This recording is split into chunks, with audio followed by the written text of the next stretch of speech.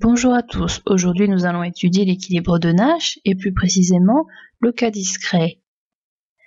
Tout d'abord, qu'est-ce que l'équilibre de Nash? L'équilibre de Nash est un profil d'action A étoile tel que l'utilité de A étoile est supérieure ou égale à l'utilité de AI A moins I pour chaque action du joueur I. Cette définition nous dit que le joueur I ne peut pas gagner de gains supplémentaires étant donné que les autres joueurs jouent une action qui correspond à l'équilibre de Nash.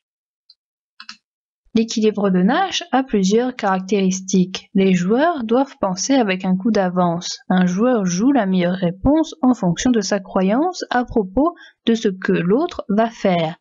L'équilibre de Nash est plus fort que l'élimination itérative des stratégies strictement dominantes que nous avons vues avant. Il se peut qu'il existe des profils de stratégie qui survivent à l'élimination itérative des stratégies strictement dominantes, mais qui ne correspondent pas à un équilibre de Nash. Plusieurs équilibres de Nash sont possibles dans un même jeu. Le jeu peut parfois n'avoir aucun équilibre de Nash. Nous allons faire une première application avec le cas du dilemme du prisonnier. Nous avons un jeu avec deux prisonniers qui ont commis un crime. On les met dans des cellules séparées et ils ne peuvent pas communiquer entre eux. Le pénitencier offre à chacun des prisonniers les choix suivants. Le choix 1, un des prisonniers dénonce l'autre. Le dénonceur sera remis en liberté alors que le second aura une peine alourdie. Ici, 3 ans de privation de liberté. Pour le choix 2, les deux individus se dénoncent entre eux. Ils feront tous les deux de la prison, mais ils n'auront pas la peine maximale. Ils seront privés de 2 ans de liberté. Pour le choix 3, les deux prisonniers refusent de se dénoncer. La peine sera la plus petite possible par faute d'éléments au dossier. Ils seront privés d'1 an de liberté. Si le suspect 1 joue silence, le suspect 2 a intérêt de jouer dénonce, car 0 est plus grand que moins 1. Si le suspect 1 joue dénonce, le suspect 2 a intérêt de jouer dénonce, car moins 2 est plus grand que moins 3. Si le suspect 2 joue silence, le suspect 1 a intérêt de jouer dénonce, car 0 est plus grand que moins 1. Et si le suspect 2 joue dénonce, le suspect 1 a intérêt de jouer dénonce, car moins 2 est plus grand que moins 3. Ici, il y a un seul équilibre de Nash, qui est dénonce-dénonce. Il s'agit de la case où les deux chiffres sont soulignés. Les deux joueurs auraient intérêt à coopérer, mais parce qu'ils ne peuvent pas communiquer entre eux, ils se trahiront si le jeu n'est joué qu'une seule fois. Nous allons prendre un second exemple qui s'intitule La bataille des sexes. Un couple s'est donné rendez-vous pour une sortie un soir. Si l'homme décide d'aller voir un match de foot, la femme a intérêt d'aller voir également le match de foot car le gain est de 1, contrairement au gain pour le ballet qui est de 0. Si l'homme décide d'aller voir le ballet, la femme a aussi intérêt d'aller voir le ballet car le gain est de 2, ce qui est plus grand que le gain de 0. Si la femme choisit d'aller voir le football, l'homme a intérêt également d'aller voir le football car le gain est de 2, contrairement au gain pour le ballet qui est de 0. Si la femme veut voir le ballet, l'homme a aussi intérêt d'aller voir le ballet car le gain est de 1, contrairement au gain de 0 si l'homme décidait d'aller voir le match de foot. Nous avons ici deux équilibres de Nash qui sont football-football, où les deux chiffres sont soulignés, et où le deuxième équilibre de Nash est ballet-ballet, qui correspond à la case où les deux chiffres sont également soulignés. Nous allons voir une autre application avec un système d'enchères. Nous allons déjà nous intéresser au cas 1 où l'enchère est au second prix. C'est également appelé une enchère de Vickray. Il s'agit d'une enchère où le gagnant est celui qui aura fait la plus grande offre et il paiera le montant de la seconde plus grande offre. VI est l'évaluation du prix de l'objet de la part du joueur I. Il s'agit du plus haut prix qu'il veut payer. BI est l'offre du joueur I. P est le prix qu'il paie pour l'objet. Le jeu est défini comme suit. Il y a 2 joueurs, 1 et 2. Les actions correspondent à l'ensemble des offres possibles. Si B1, c'est-à-dire l'offre du joueur 1, est supérieure ou égale à l'offre du joueur 2, alors le paiement du joueur 1 est V1 moins B2. Si l'offre du joueur 1 est strictement inférieure à l'offre du joueur 2, alors le paiement du joueur 2 est V2 moins B1. La meilleure fonction de réponse pour le joueur 1 est représentée par l'ensemble de ces équations. Si l'offre du joueur 2 est strictement inférieure à l'évaluation du joueur 1, dans ce cas-là, B1 est supérieur ou égal à B2. Si l'offre du joueur 2 est égale à l'évaluation du joueur 1, dans ce cas, l'offre du joueur 1 est supérieure ou égale à 0. Si l'offre du joueur 2 est strictement supérieure à l'évaluation du joueur 1, dans ce cas-là, B1 est supérieur ou égal à 0 et il est strictement plus petit que l'offre du joueur 2. Graphiquement, cela donne ceci. Les zones assurées correspondent à la meilleure fonction pour le joueur 1. Maintenant, nous allons voir ce qui se passe pour le joueur 2. Si l'offre du joueur 1 est strictement inférieure à l'évaluation du joueur 2, dans ce cas, B2 est supérieur ou égal à B1. Si l'offre du joueur 1 est égale à l'évaluation du joueur 2, dans ce cas, B2 est supérieur ou égal à 0. Si l'offre du joueur 1 est strictement supérieure à l'évaluation du joueur 2, dans ce cas-là, B2 est compris entre 0 et B1.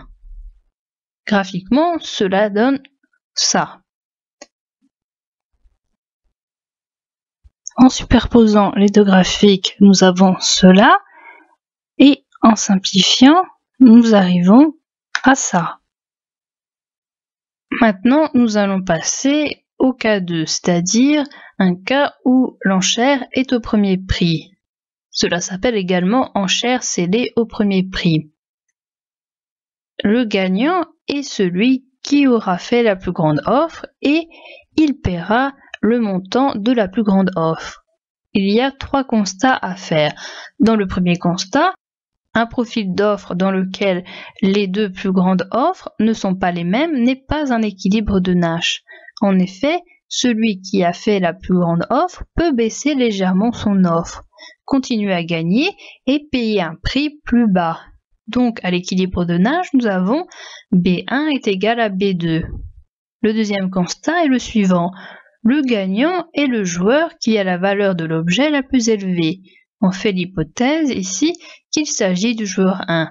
En effet, si le montant de l'offre est inférieur ou égal à la valeur du joueur 2, alors le joueur 1 peut augmenter son paiement de 0 à la valeur V1 moins BI en faisant une offre BI. Le troisième constat est le suivant. La plus grande offre, qui est ici B1, est au moins égale à V2 et au plus égale à V1. En conclusion de ces 3 constats, nous pouvons dire que les solutions en ce qui concerne les premiers prix sont sur la partie de droite soulignée en gras, c'est-à-dire de là à là.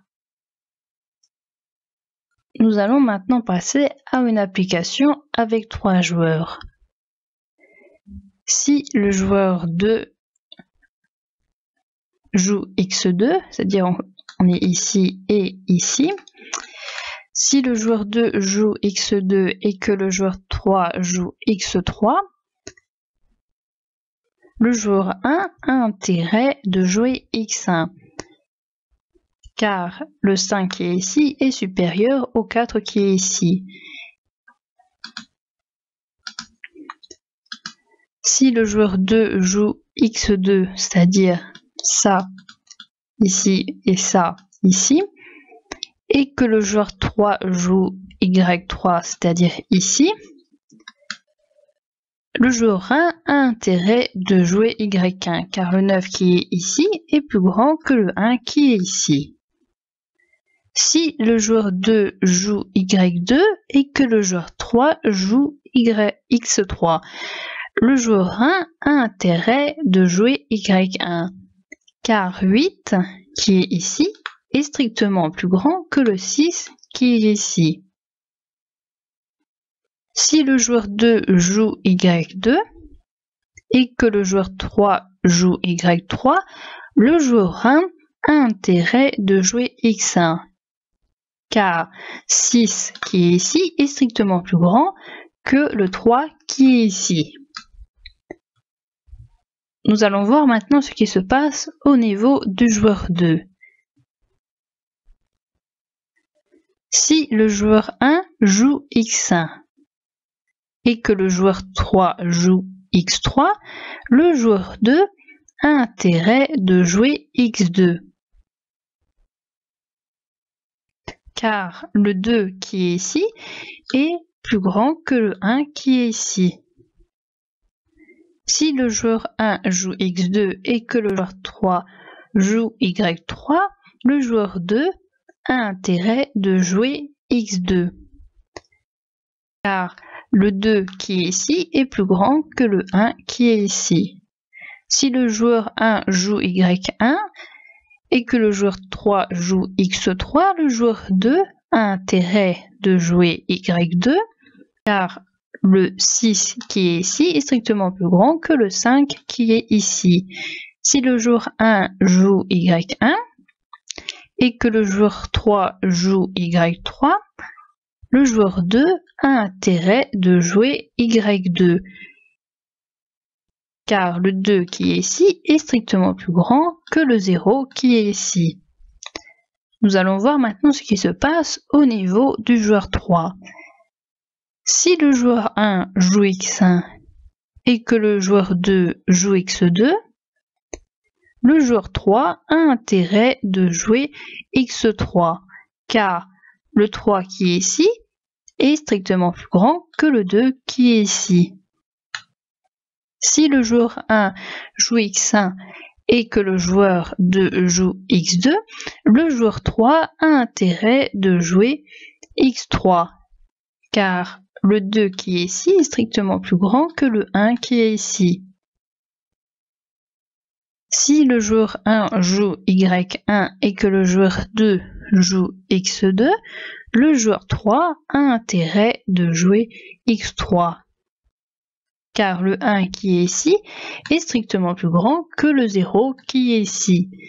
Si le joueur 1 joue y1 et que le joueur 2 joue y2, le joueur 3 a intérêt de jouer y3, car le 5 qui est ici est strictement plus grand que le 4 qui est ici. L'unique équilibre de Nash en stratégie pure est x1, x2, x3, c'est-à-dire ici. C'est là où il y a les 3 chiffres de soulignés. C'est le seul cas qui réunit les meilleures réponses des joueurs 1, 2 et 3.